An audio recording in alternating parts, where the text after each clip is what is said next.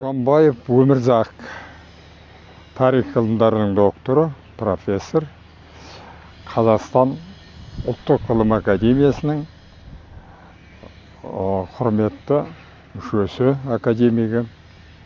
Қазір Қазақстан Республикасы ардагерлер ұйымы орталық кеңесі төрағасының бірінші орынбасары.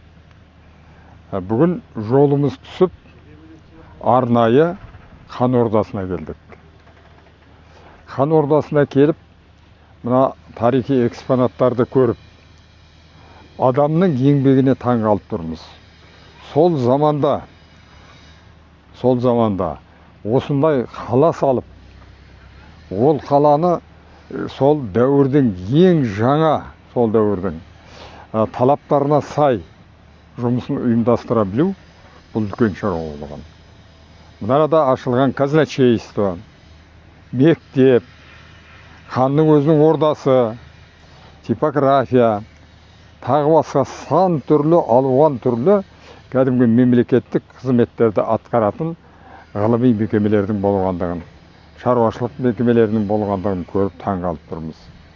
Және сол осы объектілерді, осы мекемелерді салу кезінде сол замандағы ең озық, ең жетік технологияларды пайдаланғанына қайран қалып тұрмыз. Қазақта әңгіме бар. Бір әдемі затты көрсе, кең, сәнді, өмірлік мағлұматы мол объектілерді көрген кезде айтады: ай, мынау хан ордасында екен деп. Жаңа қонысқа көшкен ағайындардың үйлеріне құтты болсын айтып барғанда да айтып жатамыз: мынау үй қандай кең, хан ордасындай, шаңырағыңыз құтты болсын деп жатамыз. Сол сөздің қайдан шыққандығын мінекей біздің көз алдымызға елестететін мына құрылыстардың бәрін аралап шықтық бүгін. Біз енді және бір үлкен тарихи оқиғаның қарсаңында тұрмыз. Мысалы 1826 жылы салынса осы объектілер, енді 2026 жылы осы құрылыстардың 200 жылдығы аталып өтеді. Сонда сол заманда Орыс империясының құрамында өзінің лайықты орнын тауып, сол қоғамда халқына қызмет жасаудың жолын анықтап өткен осы мына Жәңгір хандарға, олардың туған тумаласы төңірегіне бәріне қайран қалып тұрмыз. Олардың еңбегін ерекше бағалау керек екендігін түсініп тұрмыз. Және ол кісілер өзінің балаларына ерекше сол кезде ең жоғарғы білім орындарында оқытқан. Қазақтан шыққан тұңғыш генерал осы Ғұбайдолла Жәңгір ханның ұлы болған. Ол түрік соғысында, Ресей мен түрік соғысында Александр патшаның жанында болып, сол кісінің сеніміне енген. Сол кезде телеграф байланысын мүлтіксіз атқарып, сол патшаның, Ресей патшасының ерекше ықыласына ие болған. Үлкен-үлкен наградаларға ие болған. Соның ең соңғысы сол замандағы жалпы армия генералы деген атаққа ие болған. Бұл Қазақтан шыққан тұңғыш генералы. Қазір Кремльдегі Георгиев залында сол атақты орыс еліне қызмет жасаған азаматтардың аты тасқа ойылып жазылып, алтынмен сырланған. Соның ішінде осы Ғұбайдолланың аты бар. Бұл сол қабырғаға, құрмет қабырғасына енген тұңғыш Қазақтан шыққан үлкен генерал.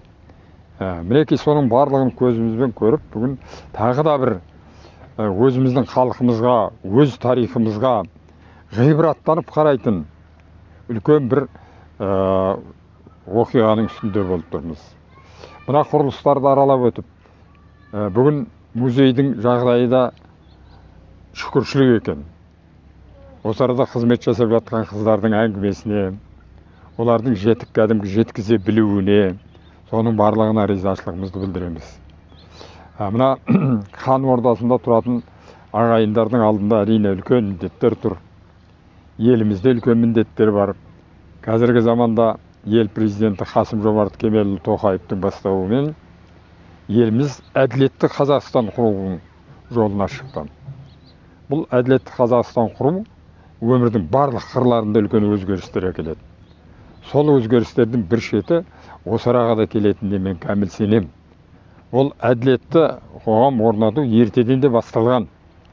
Осы арада бай демей, жарлы демей, жақыбай демей, елдің халықтың балаларын оқытуға талаптанған.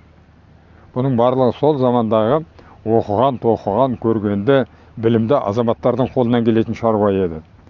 Сондықтан мен бүгін мына хан ордасы халқына, мына үлкен мұражайдың қызметкерлеріне үлкен табыстар тілеймін. Мынау 200 жылдық мерекенің қарсаңында аман есен болып, осы тарихи білімдерді халыққа жеткізудің жолында үлкен қызметтер атқара беріңіздер деймін. Бұл тарихи білім, кешегі тарихымыз бізге бүгін қажет.